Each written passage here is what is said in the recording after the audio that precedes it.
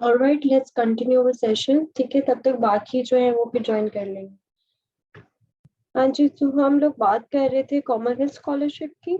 ठीक है, आप सब लोगों ने कोशिश कीजिएगा कि जो चीज़ें आज के सेशन में आप लोगों को बताई जाती हैं, ठीक है, उनको आपने अप्लाई भी आज करना है। ठीक है, अप्लाई आज करने से क्या है कि after the session you guys go to the website. ठीक है, वेबसाइट को अच्छे से स्टडी करें। ठीक है, आपने कोई भी स्कॉलरशिप अप्लाई करनी होती है, कभी भी डायरेक्ट स्कॉलरशिप में अप्लाई नहीं करते। ठीक है, सबसे पहले आपने क्या करना है, उस स्कॉलरशिप को अंडरस्टैंड करना है कि उस स्कॉलरशिप के ऑब्जेक्टिव्स क्या हैं, उसकी डिमांड्स क्या हैं। ठीक है, वो आपसे बेसिकली किस किस्म का डाटा या किस किस्म के उसे लोग चाहिए।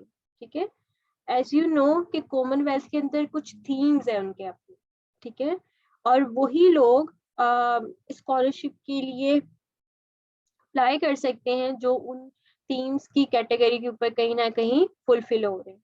ठीक है, तो कभी भी हम एप्लीकेशन, चाहे वो यूनिवर्सिटी की है या आपकी कोई भी स्कॉलरशिप की एप्लीकेशन है, उसको अच्छे से पहले पढ़ना है, अंडरस्टैंड करना है, देन आप उसके लिए अप्लाई करते हैं। ठीक है, सबसे पहले उसकी रिक्वायरमेंट्स कंप्लीट करके रखते हैं। ठीक है, कुछ स्कॉलरशिप होती हैं जैसे कि बहुत सारे बच्चे मुझसे पूछ रहे थे कि मैम आप जो आपकी सीवी जो है वो यूरोपास में होनी चाहिए या नॉर्मल होनी चाहिए। ठीक है, अब क्योंकि कॉमनवेल्थ की स्कॉलरशिप तो उसमें ऐसी कोई रिक्वायरमेंट नहीं है कि आपने अपनी सीवी को किसी स्पेसिफिक टेम्पलेट में कन्वर्ट करके देना है। ठीक है, सिंपल आपने वर्ड के ऊपर सीवी बनानी है, उसको पीडीएफ में कन्वर्ट करके आपने वहाँ पे अपलोड करना है।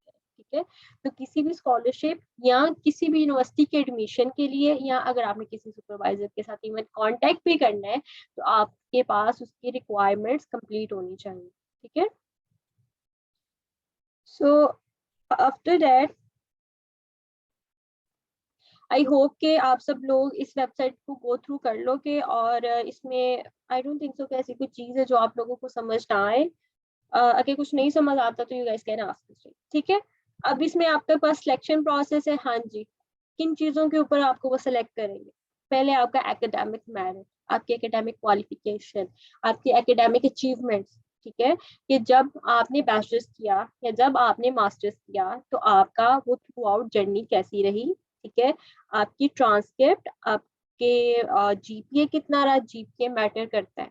ठीक है, जब आप स्पेशली यूरोपियन कंट्रीज के लिए अप्लाई करते हैं, कनाडा, यूके, यूएसए, ठीक है, और जो इस तरह की मल्टीपल इंग्लिश कंट्रीज हैं उनमें आपका जीपीए मैटर करता है। ठीक है, इवन चाइना में भी जीपीए बहुत मैटर करता है। हालांकि we don't use to consider China very good place, लेकिन चाइना ने खुद को मनवाया है। ठीक है, तो नॉर्मली जैसे चाइना, ताइवान, ठीक है, मेक्सिको, रशिया, ये कुछ ऐसे कंट्रीज हैं जहाँ पे अगर आपका जीपीए कम भी है तो वो आपको आपको मसला नहीं होता आपकी सिलेक्शन में। ठीक है, लेकिन यूके, यूएसए, कनाडा, ऑस्ट्रेलिया, ठीक है, ये 4 से 5 यूनिवर्सिटीज ऐसे हैं कि इसमें आपका जीपीए मैटर करता है।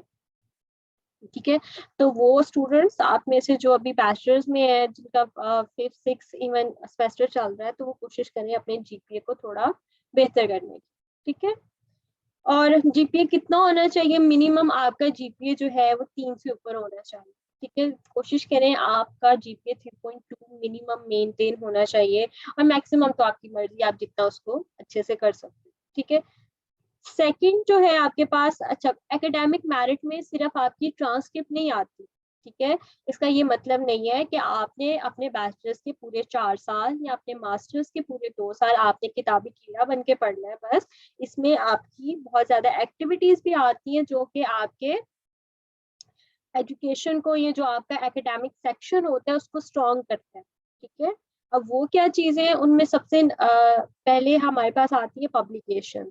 ठीक है, पब्लिकेशन आपकी जरूर होनी चाहिए। ठीक है, जिस तरह से things are developing around us, publication के बगैर आप स्कॉलरशिप मिलना या स्कॉलरशिप को सिलेक्ट हासिल करना बहुत मुश्किल काम है। ठीक है, तो आपने अपने माइंड में रखना है, आपने अपने प्रोफेसर से बात किया करें, क्योंकि आपके जो टीचर्स होते हैं उनके पास तो बैकग्राउंड होता है पब्लिकेशन में। ठीक है, अगर मैं आप लोगों को, if I talk about my self, sorry I didn't introduce my self in the first. मेरा नाम सबको पता होगा है मारिया। उसके अलावा मेरी ग्रेजुएशन जो है वो यूनिटी से है, ठीक है, फ्रॉम बैच सेशन 2019। तो उसके बाद मैंने स्कॉलरशिप अप्लाई करना तभी स्टार्ट कर दिया था, लेकिन आई गॉट स्कॉलरशिप इन 2022, ठीक है। तो इट जस्ट नॉट लाइक कि आप स्कॉलरशिप के लिए आप अप्लाई करना चाह रहे हो, आपको रिजेक्शन मिल रही है तो आप बस वही काम करो, कुछ और ना करो। थ्रू आउट माई जर्नी मैंने अल्हम्दुलिल्लाह I got job at UL, ठीक है। मैंने तकरीबन कोई 2.5 से 3 साल जो है as a lecturer university of Lahore में गुजारा है, और उसमें मैंने खुद को बहुत रिफाइन किया, ठीक है, क्योंकि उसमें ऐसी चीजें थी जो मुझे बीइंग अ स्टूडेंट नहीं पता चली, लेकिन जब मैं एज अ टीचर वहां पे मैंने टाइम गुजारा, I came to know lot of things. और आई थिंक कि वो मेरी लाइफ का बेस्ट पार्ट था कि जिसने मुझे प्रोफेशनली ग्रूमिंग दी, ठीक है। आई केम टू नो कि हाँ जी, ट्रांसक्रिप्ट के लिए आपकी पब्लिकेशंस मैटर करती हैं, वर्कशॉप्स मैटर करती है, कॉन्फ्रेंस भी कोई चीज होती है, ठीक है। तो आप बहुत ज्यादा सीखते हो। दूसरा ये कि जब आप बैचलर से फ्री हो जाओ, ठीक है, आपने करना ये है कि आपने फ्री बिल्कुल नहीं रहना, ठीक है। आप स्कॉलरशिप में करते रहे अप्लाई, आपके पास जो करंट अपॉर्चुनिटी आती है उसको आपने ग्रैब करना, ठीक है। आपने ये नहीं कहना अगर आपको कोई इंटर्नशिप मिल रही है या कोई जॉब मिल रही है, आपने ये नहीं कहना मैं तो स्कॉलरशिप में अप्लाई कर रहा हूँ या कर रही हूँ तो मैं तो जॉब नहीं कर रही या मैं ये काम नहीं कर रही, ठीक है। इसका प्लस पॉइंट आपके लिए क्या होगा, समटाइम्स कुछ स्कॉलरशिप इवन सुपरवाइजर्स वो आपके गैप को भी नोटिस करती हैं, ठीक है। जैसे अगर मैं 2019 के बैच में मैंने अपनी ग्रेजुएशन की, तो उसके बाद मेरे पास कितने साल का गैप है, 3 साल का। और अगर वो 3 साल मैं सिर्फ घर पे रहती और मैं कोई जॉब ना करती या कोई भी किसी भी तरह मैं अपने आप को प्रोफेशनल ग्रूम फर्दर ना करती, तो अब क्या है वो मेरा गैप क्रिएट होता, ठीक है।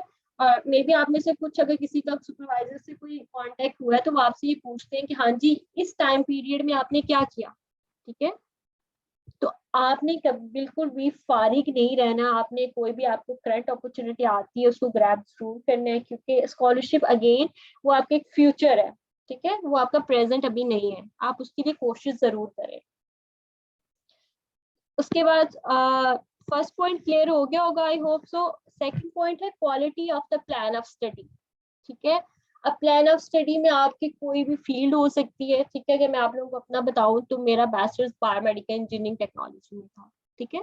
तो मेरी फील्ड थोड़ी सी डिफरेंट है। अगर आपकी कोई भी फील्ड है, चाहे आपकी सोशल से हो, आप लोग साइकोलॉजी से हो, मैनेजमेंट से हो, इंजीनियरिंग से हो, ठीक है, जो नॉर्मली आउटलाइन जो आपने फॉलो करनी है वो हर एक ने सेम आउटलाइन फॉलो करनी है, ठीक है। उसके लिए बिल्कुल ऐसा नहीं है कि अगर कोई मेडिकल का स्टूडेंट है तो उसकी एप्लीकेशन या उसकी एसओपी डिफरेंट होगी, अगर कोई ह्यूमैनिटीज या सोशल फील्ड्स का स्टूडेंट है तो उसकी डिफरेंट होगी, ठीक है। आउटलाइन जो है, जो आपका ओवरऑल टेम्पलेट जो होगा एप्लीकेशन का, वो सबके लिए सेम रहेगा। हाँ जी, आप अपनी स्टडी को प्लान किस तरह करें, ठीक है। इसमें क्या चीज मैटर करती है कि आपके करियर गोल्स, नॉर्मली कॉमनवेल्थ में भी वो बच्चे जिन्होंने इसको गो थ्रू किया है उसकी एप्लीकेशन को, उसमें आपको नजर आ रहा होगा कि आपके देयर इज अ सेक्शन जिसमें आप बताते हो आप short term career goals and then you have long term career goals. और वो करियर गोल्स के जैसे आप फॉरेन अगर आप स्कॉलरशिप से वापस अपने कंट्री में आते हो तो तब आप क्या करो, ठीक है। तो वो आपके प्लान ऑफ स्टडी या स्टडी गोल्स आपके क्लियर होने चाहिए, ठीक है। And it should be based on smart, यानी आपके वो गोल्स ऐसे होने चाहिए, दे शुड बी स्पेसिफिक, ठीक है, वो प्रैक्टिकल होने चाहिए, ठीक है। आप ऐसी आपने कोई भी ऐसी बात नहीं वहां पे लिखनी या बतानी कि जो कि फिजिबल ही नहीं है। इट्स जस्ट नॉट, आपने हवा में बातें नहीं करनी, आपने उनको बहुत अच्छे से in the written form convince करना है कि आप जो चीजें करना चाहते हो दे आर पॉसिबल, और आप किस तरह आपकी जो स्टडी लाइन है, ये जो आपकी फील्ड है, वो किस तरह आपकी इन करियर गोल्स को हेल्प आउट करे, ठीक है। थर्ड है potential impact on the development of candidates home country, ठीक है। अच्छा, प्लान ऑफ स्टडी में इसमें आपका अपना भी प्लान ऑफ स्टडी आ जाता है कि आप कैसे पढ़ोगे, आप कैसे इसमें एक्सपर्टीज लोगे, ठीक है, आप क्या करोगे, रिसर्च करोगे या आप फील्ड में इंडस्ट्री में काम करोगे, ओके, आपका प्लान ऑफ स्टडी क्या है। और उसके बाद थर्ड पॉइंट है कि जो चीज आप कर रहे हो उसका दुनिया को क्या फायदा हो, ठीक है। अगर वो बाहर से लोग हैं, वो आपको स्कॉलरशिप दे रहे हैं, वो आपको उससे रिलेटेड जितना भी आपके एजुकेशन में पैसा यूज हो रहा है वो आपको सब दे रहे हैं, तो जब तक उन्हें कोई फायदा नहीं होगा वो भी आपको एडवांटेज नहीं देंगे, ठीक है। तो उनके नजदीक क्या चीज मैटर करती है कि जो चीज आप करते हो या जो आपकी फील्ड ऑफ लाइन है उससे दुनिया को क्या फायदा होगा, how you can benefit people, ठीक है। इम्पैक्ट एक ऐसी चीज है जो नजर आनी चाहिए, ठीक है। यानी अगर आप ये चाहते हो, लेट्स सपोज कि a person from the psychology वो ये कह रहा है कि वो लोगों की मेंटल हेल्थ को स्टडी करना चाह रहा है, तो इससे लोगों को क्या फायदा होगा, ठीक है। So it would be in the case कि आपका क्या है, क्योंकि जैसे जैसे आपने चीजों को बेसिकली रिलेट करना सीखना है, ठीक है। The people are using so much social media, people are using and they are the victim of their own minds, तो ठीक है आप उनके लिए कुछ ऐसी वर्कशॉप्स अरेंज कर सकते हैं, आप उनके लिए कुछ ऐसे सेशंस अरेंज कर सकते हैं जिसकी वजह से उनको हेल्प मिले, ठीक है। अगर मैं अपनी बात करूं तो लेट्स सपोज आपके पास जो है, मेरा जो टारगेट रहा है वो हमेशा एजुकेशन रहा है, ठीक है। मैंने कोशिश की है कि एजुकेशन में या जो स्टूडेंट्स जो है उसको किस तरह हम प्रमोट कर सकते हैं। तो अगर मैं उसमें अपना एक प्रैक्टिकल इम्पैक्ट अगर आप की एग्जांपल दूं तो वही हमारा आज का सेशन, ठीक है। मैं ये नहीं कहती कि इससे अल्टीमेटली सबको फायदा होगा, लेकिन सबको कुछ ना कुछ फायदा जरूर होगा, ठीक है। आपके पास हर एक के डिफरेंट क्वेश्चंस है, हर एक के डिफरेंट कंफ्यूजन है, तो I will try my best कि सबको सबके क्वेश्चंस का आंसर मिल जाए। तो अल्टीमेटली अगर आप ये सेशन वाकई अच्छे से इसको परसीव करते हो तो ये आपको बहुत फायदा देगा, ठीक है। अब ये क्या, ये मेरा प्रैक्टिकल इम्पैक्ट है, इसको हम फर्दर डिस्कस करेंगे। अच्छा जी, उसके बाद आपके पास टेन्योर एंड प्लेसमेंट आ जाता है। जी हाँ जी, आपने क्या करना है, फुल टाइम स्टडी होगा, मास्टर्स के केस में 1 साल का होता है, पीएचडी के केस में I think it's 3 years program. और जिस तरह आपके पास ये पोर्टल है मास्टर स्कॉलरशिप का, सेम इसी तरह पीएचडी का है। और मेरे ख्याल से पीएचडी की स्कॉलरशिप भी ओपन है, तो वो स्टूडेंट्स जो कि पीएचडी के लिए अप्लाई करना चाहते हैं वो उसके लिए भी अप्लाई कर सकते हैं। लेकिन पीएचडी के लिए आपकी रिक्वायरमेंट है कि आपका मास्टर्स होना चाहिए, ठीक है। आप आफ्टर बैचलर्स पीएचडी के लिए अप्लाई नहीं कर सकते कॉमन टेस्ट के लिए, ठीक है। ये बेसिक इंफॉर्मेशन है, इसको आपने देख लेना है। उसके बाद जी फाइनेंशियल असिस्टेंट, हाँ जी, वो आपको क्या देंगे, क्या क्या इंक्लूड होगा आपकी स्कॉलरशिप, ठीक है। This is such a motivation. मैं अगर आप लोगों को अभी अपना बताऊं जर्नी, तो अभी तक I didn't spend a single penny on my self, क्योंकि मेरा टिकट से लेके वीजा से लेके हर चीज जो है मेरी कॉमनवेल्थ ने पे की, ठीक है। तो इसमें आपका एयरफेयर, आपकी कंट्री से आपका वीजा, आपका जितने अभी आपका एक्सपेंसेस जो है वो सीएससी कवर करती है। उसके अलावा आपको क्या होता है, आपकी यूनिवर्सिटी में आपने ट्यूशन फी बिल्कुल पे नहीं करनी, आपने कोई भी यूनिवर्सिटी की फी पे नहीं करते, सारी फीस आपकी कॉमनवेल्थ पे करता है। उसके अलावा क्योंकि ये फुली फंडेड स्कॉलरशिप है, तो ये ना सिर्फ आपको एयरफेयर देता है, आपकी यूनिवर्सिटी की फी देते हैं, उसके अलावा आपको स्टाइपेंड भी मिलता है मंथली, ठीक है। तो मंथली स्टाइपेंड कितना है, 1236 पाउंड पर मंथ, ठीक है, या 1516 पाउंड पर मंथ। अब इन दोनों में डिफरेंस क्या है, वो बच्चे जिनकी यूनिवर्सिटीज जो है वो जो सेंट्रल लंदन में है, उनके केस में आपका स्टाइपेंड की वैल्यू थोड़ी सी ज्यादा होती है, क्योंकि London is expensive city as compare to other one, ठीक है। और बाकियों में आपके पास 1236 पाउंड पर मंथ आपको मिलते हैं, ठीक है। जिसके अलावा आपको वार्म क्लोथिंग अलाउंस भी मिलता है, ठीक है। ये भी कुछ अराउंड 400 पाउंड होते हैं, ठीक है, जो आपको मिलते हैं। उसके अलावा अगर आपके कोर्स में आपके पास थीसिस है, तो आपको थीसिस में भी जितना भी आपके एक्सपेंसेस यूज होंगे उससे रिलेटेड आपको सारा पे किया जाता है, ठीक है। ट्रैवल ग्रांट्स मिलती हैं, ठीक है। ट्रैवल ग्रांट्स कुछ ऐसी होती है जो हमें यूनिवर्सिटी की तरफ से मिलती है, ठीक है। या कुछ ऐसी होती है आप खुद अरेंज करते हो कि कहीं पे कॉन्फ्रेंस हो रही है, कहीं पे वर्कशॉप हो रही है, तो आप सीएससी से रिक्वेस्ट करते हो कि हाँ जी हम ये स्टडी ट्रैवल के लिए जा रहे हैं, हमें इसलिए ग्रांट चाहिए, तो वो भी आपको प्रोवाइड करता है। उसके अलावा ये चाइल्ड अलाउंस, ठीक है, ये अब मोस्टली के लिए ये एप्लीकेबल नहीं होगा, ठीक है। नॉर्मली और मास्टर्स के लिए आपको जो है अपनी फैमिली मेंबर्स को लेके जाने की इजाजत नहीं होती, जो डिपेंडेंट हम वीजा ये इस तरह की चीजें डिस्कस करते हैं, मास्टर्स में अलाउ नहीं होता, पीएचडी में अलाउ होता है। उसकी कंडीशन होती है कि आपका जो कोर्स जो है more than I think 13 months, जिस तरह से। तो ये बेसिक कंडीशंस है, इनको आपने अच्छे से देख लेना है, ठीक है। बाकी जनरल कंडीशंस है ये एज इट इज है, इसमें एज सच कोई चीज नहीं है। अब आते हैं हम मेन चीज पे। हाउ टू अप्लाई में आपके पास दोनों पोर्टल्स के लिंक है, ठीक है। सीएससी ऑनलाइन एप्लीकेशन सिस्टम, इसको ओपन करेंगे, आपका ऑनलाइन एप्लीकेशन ओपन हो जाएगा। सेकंड आपका नेशनल नॉमिनेटिंग एजेंसी, इसमें आपने एचईसी में जाना है और सारा अपना जो आपके रिक्वायरमेंट्स हैं उसको कंप्लीट करना है, ठीक है। पीएचडी का एप्लीकेशन प्रोसीजर भी सेम होता है, ठीक है। कॉमनवेल्थ के केस में नहीं डिफरेंट होता, सेम उसी तरह उसमें भी आपने एक थीम सेलेक्ट करना होता है और इसमें आपने अगेन अपने करियर गोल्स बताने होते हैं, सारी चीजें जो आपका। अगर मैं आउटलाइन की बात करूँ तो कॉमनवेल्थ के केस में मास्टर्स हो या पीएचडी वो ऑलमोस्ट सेम होता है। ओके जी, नेक्स्ट, जब भी आपने किसी भी स्कॉलरशिप के लिए अप्लाई करना है, आपने सबसे पहले अपने डॉक्यूमेंट्स प्रिपेयर्ड रखने हैं। आपने ये नहीं करना अच्छा मैं ये स्कॉलरशिप के लिए अप्लाई कर रहा हूँ तो अच्छा जी ये है, तो सुबह सुबह ही आपने सीवी बनाई है, किसी दोस्त से मंगवाई है, भेजो, अपना नाम शाम चेंज किया है, कुछ चीजें चेंज किया और ये आपकी सीवी बन गई है। नहीं, ये याद रखें, जितनी एफर्ट आप लोग पुट ऑन करेंगे आपको उसी हिसाब से रिटर्न बैक होगा, ठीक है। ये कुछ स्कॉलरशिप से रिलेटेड इंफॉर्मेशन है, ठीक है, जो ऑलरेडी जो मैंने आप लोगों को गूगल पे लिंक दिखाया उसमें सारी इंफॉर्मेशन ऑलरेडी अवेलेबल है, ठीक है।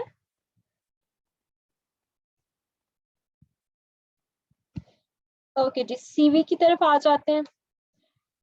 सीवी में ये कुछ मेन आपके पास हेडलाइंस होती हैं, ठीक है। इसमें सबसे पहले एक आता है आपका अपना इंट्रोडक्शन भी आता है, ठीक है, जिसमें आप खुद को इंट्रोड्यूस करते हो।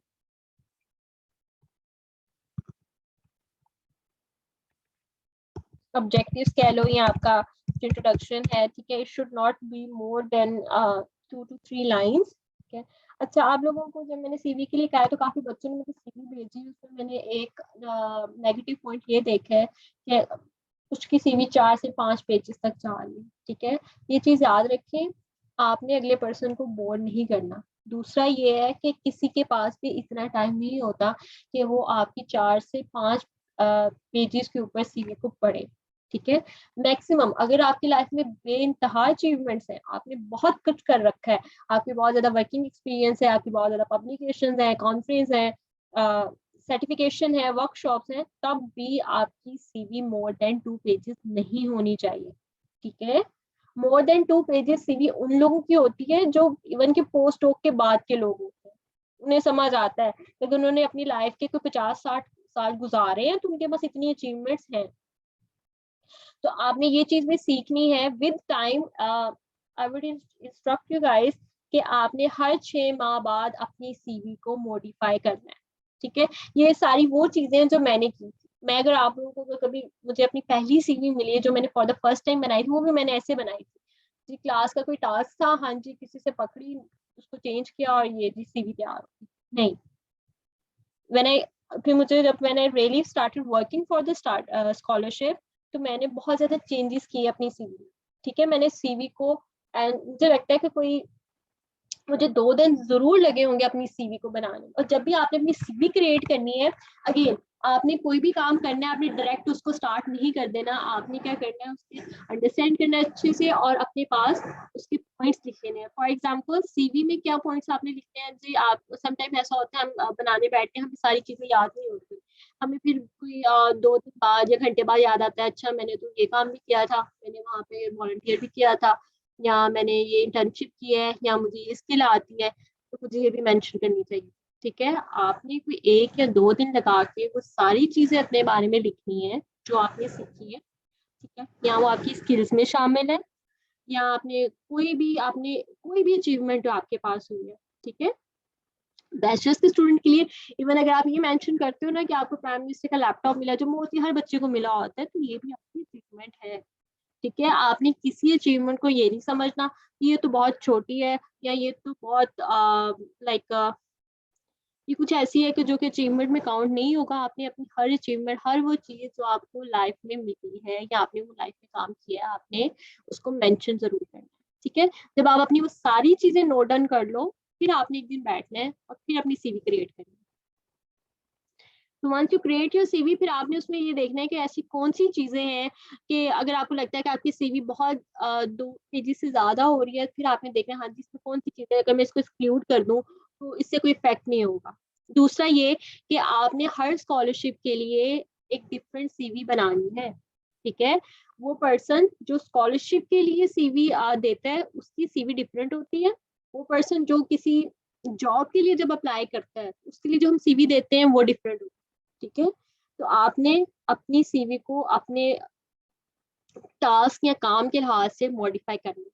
दूसरी चीज ये कि ऐसे क्यों कहा जाता है कि हमेशा सीवी को मॉडिफाई करें, क्योंकि समटाइम्स जो हमारे पास रिक्रूटर्स होते हैं वो क्या करते हैं, वो इंडिविजुअली आपकी सीवी को पढ़ते नहीं है, वो कुछ अपने पास वर्ड्स मेंशन कर देते हैं उनके पास जो भी सिस्टम होता है, ठीक है।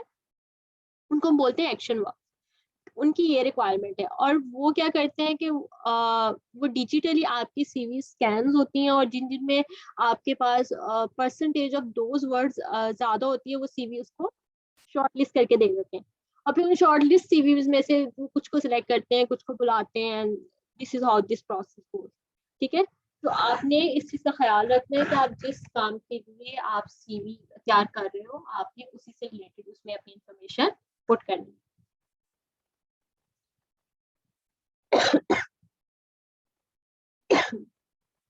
ओके, सीवी का ऐसा सैंपल कुछ नहीं होता। सीवी में आपने अपनी रिक्वायरमेंट्स को पूरी करनी है। जैसे मैंने ये लिखा है, आपका एक ऑब्जेक्टिव की लाइन हो 2 से 3, आपने अपना एजुकेशन एक्सपीरियंस बताना है, उसके बाद आपने अपना वर्किंग एक्सपीरियंस बताना है। अच्छा, इनको इसी ऑर्डर में आप अपनी सीवी में यूज करना है, ये चीज याद रखिए। सबसे पहले एजुकेशन आएगा, फिर आपको वर्किंग एक्सपीरियंस आएगा। इसमें आपके वर्किंग एक्सपीरियंस में आपने कहीं पे वॉलंटियर किया है वो भी इंक्लूड होगा, आपने कहीं पे इंटर्नशिप की है चाहे वो पेड है या अनपेड है वो भी इंक्लूड होगी, आपने कहीं पे जॉब की है आप वो भी इंक्लूड करेंगे, ठीक है। तो वर्किंग एक्सपीरियंस में हर वो चीज जो आपने क्लासरूम से हट के की है वो आप उसको इंक्लूड कर लोगे। उसके बाद एकेडमिक एक्टिविटीज में क्या क्या चीजें मेंशन होती हैं, आपने कोई प्रोजेक्ट किया है, ठीक है, आपने कोई प्रोजेक्ट किया आपने उसको मेंशन करना है। बैचलर्स में नॉर्मली जो इंजीनियर के स्टूडेंट्स होते हैं उनके पास नंबर ऑफ प्रोजेक्ट्स होते हैं, एज सच वो भी नहीं होते, ठीक है। आपसे अगर कोई पूछे ना कि आपने कितने प्रोजेक्ट किए, हो सकता है आप उस टाइम आपको याद ना हो, लेकिन जो आपको सेमेस्टर में आपको प्रोजेक्ट्स मिलते हैं, टास्क मिलते हैं, ठीक है, छोटी छोटी असाइनमेंट्स मिलती हैं, ठीक है, वो सारे के सारे आपके प्रोजेक्ट्स में इंक्लूड होते हैं, ठीक है। आपको लैब वर्क में जो आपका लैब का काम होता है जिसमें आपके ग्रुप बनते हैं और फिर आपको टास्क असाइन होते हैं वो भी आपके प्रोजेक्ट्स होते हैं, ठीक है। आपने अपने लेवल पे देखना है कि आपके पास वो चीज किस तरह मौजूद है, ठीक है। ये सारी चीजें हमारे पास होती जरूर है लेकिन हमें पता नहीं होता कि अच्छा इसको मैं प्रोजेक्ट में इंक्लूड करूंगा या नहीं करूंगा, ठीक है। उसके बाद आपके पास अचीवमेंट्स और अवार्ड्स आ जाते हैं जी। एक अचीवमेंट सबके पास है कि जी प्राइम मिनिस्टर का लैपटॉप मिला हुआ है, वो सबने मेंशन कर लेना है। और क्या मिला हुआ है बच्चों को, सोलर लैंप्स मिले हुए, मतलब वट एवर जो भी आपको मिला हुआ है आपने इसको ऐड कर देना है, ठीक है।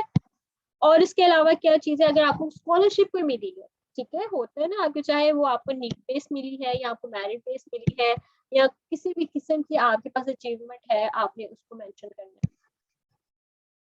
थर्ड हमारे पास पॉइंट होता है पब्लिकेशन, ठीक है। पब्लिकेशन मैंने आप लोगों को पहले भी बताया है कि बहुत इंपॉर्टेंट, ये कह लें कि this is one of the criterion to select for the scholarship. तो इसके ऊपर आप लोगों ने काम जरूर करना है। पब्लिकेशन एटलीस्ट आपकी 2 होनी चाहिए आपके पास, ठीक है। चाहे आप बैचलर्स के हो, मास्टर के, बैचलर का बच्चा है कि उसके पास एक पब्लिकेशन में तो इनफ है।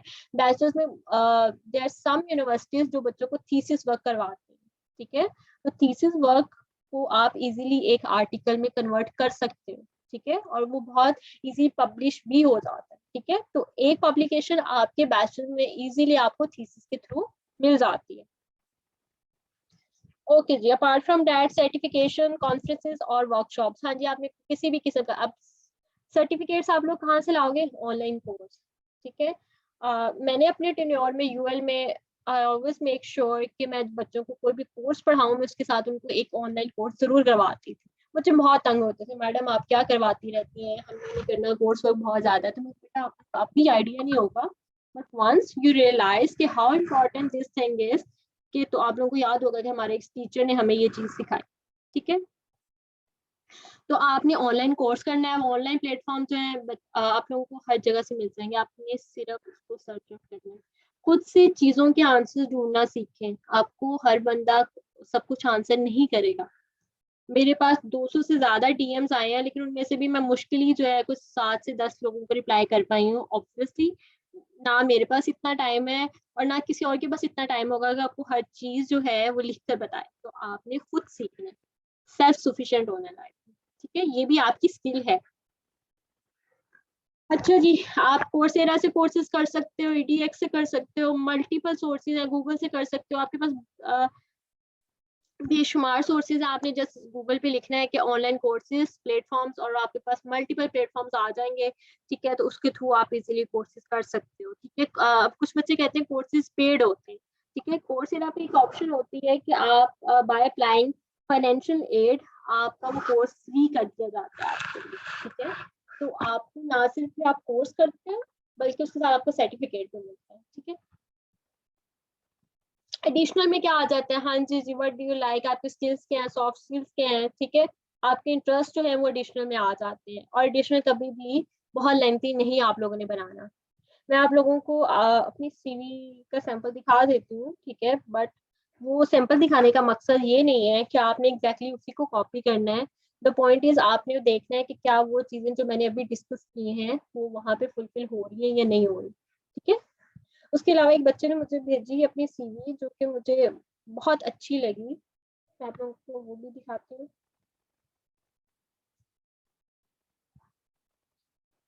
हाँ जी, ये सीवी है हमारे पास मिस्टर अजीम की। स्क्रीन शेयर कर लेते हैं। ये लें जी। ठीक है, ये कुछ उसी तरह उन्होंने किया है जैसे मैंने आप लोगों को बताया है। सबसे पहले आपने अपने एजुकेशन का बताना है। ठीक है, उसके बाद आपने वर्क एक्सपीरियंस बताना है। अब इन्होंने के पास इनके पास जॉब नहीं थी कोई, तो इन्होंने क्या किया है, जो इन्होंने इंटर्नशिप की है इसने उसी को मेंशन किया। और दूसरा, आपने अपनी सीवी में एक्शन वर्ब यूज करने हैं। ठीक है, अगर आपने किसी जगह पे आपने कोई टेक्निकल काम सीखा है तो आपने उसको टेक्निकल लिखना है। कहीं पे आपने कम्युनिकेशन से रिलेटेड कोई काम किया है या आपकी स्किल बेस्ड वर्क होता है ना हमेशा, तो आपने उस स्किल को मेंशन जरूर करना है। अब एक्शन वर्ब्स हम कैसे ढूंढते हैं वो भी आपने गूगल करना है, एक्शन वर्ब्स फॉर सीवी। तो आपके पास मल्टीपल जो है वेबसाइट आ जाएंगे, तो उनमें से आप कोई भी ओपन करनी है। ठीक है, लाइक अगर मैं आप लोगों को ये करके भी दिखाऊं, ये देखिए, ये आ गया 185 प्लस एक्शन वर्ब्स। अब इनका फायदा क्या होता है, अगेन जो मैंने आप लोगों को चीज बताई है कि रिक्रूटर्स क्या करते हैं, वो सिस्टम के थ्रू आपकी सीवीज को गुजारते हैं। उसमें जितना परसेंटेज हाई होता है कि आपके एक्शन वर्ब उनके साथ मैच करते हैं, उतने ज्यादा चांसेस होते हैं कि आपकी सीवी को शॉर्टलिस्ट करें। ठीक है जी, ये देखे जी, हाँ जी, आपने कहीं पे कुछ मैनेज किया है, एडमिनिस्ट्रेट किया है, कोई काम किया है, तो उसको आपको प्रॉपर वर्ड यूज किया कि आपने एडमिनिस्ट्रेटेड किया, अरेंज किया है, चेयर्ड किया है आपने। ठीक है, उसको प्रॉपर एक वर्ड में आपने क्लोज करना है। ठीक है, कोई इवेंट करवाया है तो उसके लिए आप क्या लिखोगे, आई ऑर्गेनाइज दिस इवेंट। इस तरह आपके मल्टीपल एक्शन वर्ब्स आप यूज कर सकते हैं।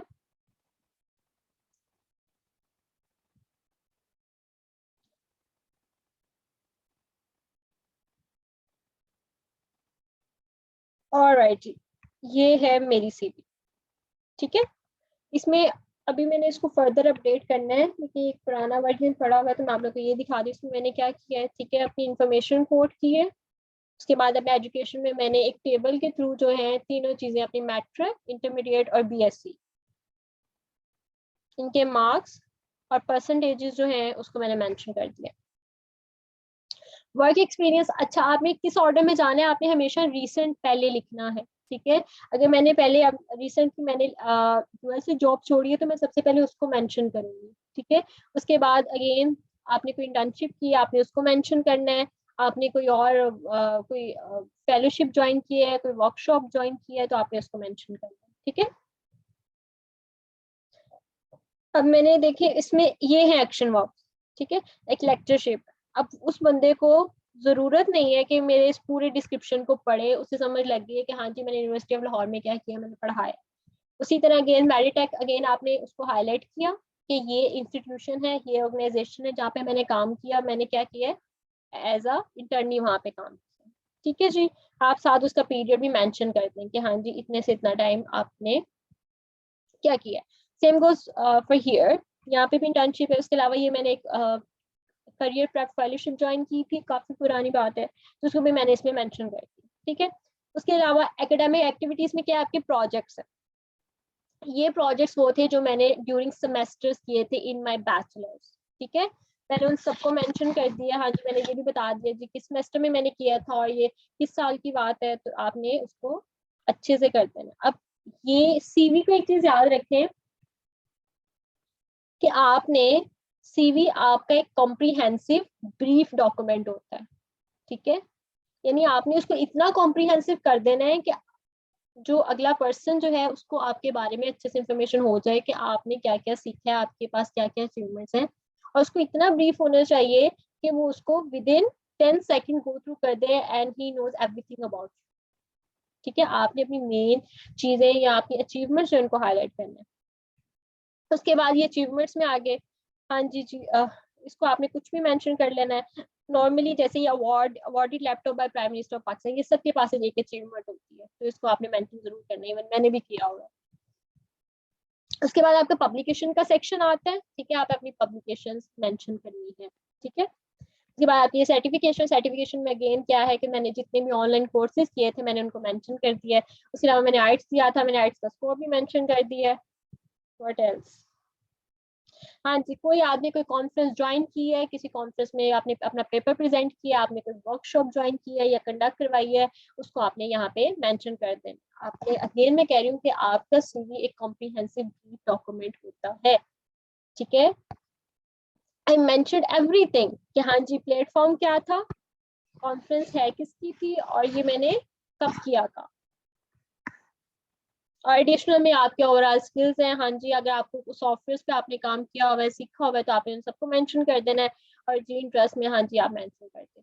समटाइम लैंग्वेजेस भी आप मेंशन कर सकते हैं। ठीक है, बट अगर आप ना भी करो तो इट्स ओके।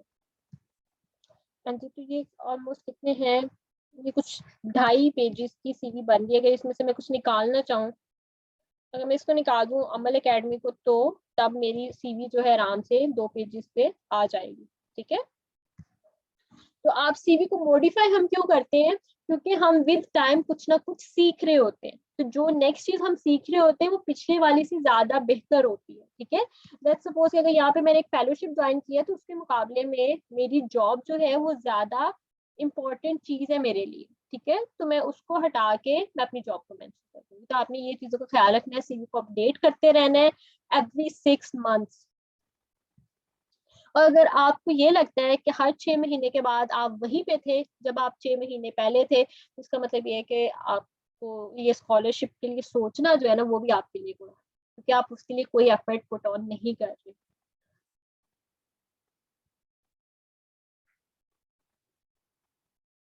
ठीक है, आज के सेशन में हम लोग सब चीजें नहीं कवर कर सकते। आज का session totally based on your scholarship, क्योंकि आप लोगों की स्कॉलरशिप की 18 लास्ट डेट थी, तो आई वाज लाइक कि हम इसको कवर कर लें। बाकी अगर आप लोग बोलेंगे तो मैं आप लोगों को बाकी चीजें भी इंशाल्लाह हम इन फ्यूचर कर लेंगे। ठीक है, आई होप कि सीवी का आप लोगों को क्लियर हो गया। सीवी से रिलेटेड कोई क्वेश्चन है तो अभी मैं आप मेरे से क्वेश्चन कर लें।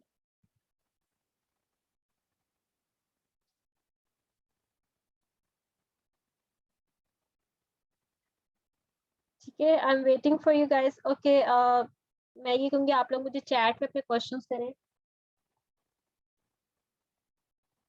क्योंकि अगर मैं आप लोग को अनम्यूट करूंगी तो बहुत डिस्टर्बेंस क्रिएट होगी।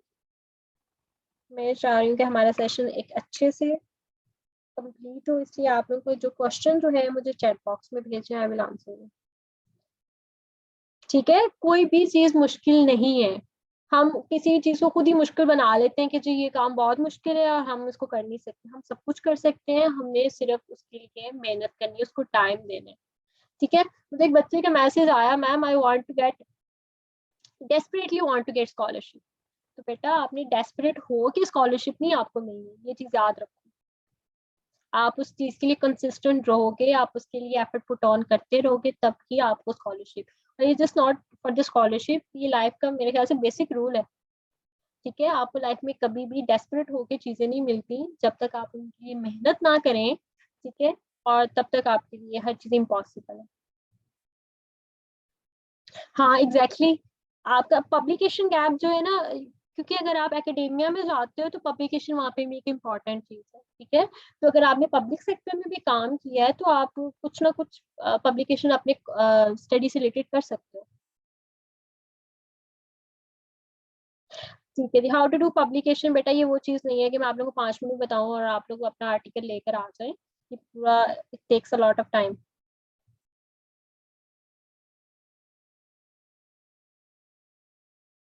फिर आपका कोर्स वर्क होगा। अच्छा, वो बच्चे जो अभी एमएस कर रहे हैं वो कोशिश ये करें कि उनके पास ऑप्शन आती है थीसिस की या कोर्स वर्क की, वो थीसिस करें अगर उनके फ्यूचर प्लान्स हैं कि उन्होंने बाहर पढ़ने के लिए जाना तो।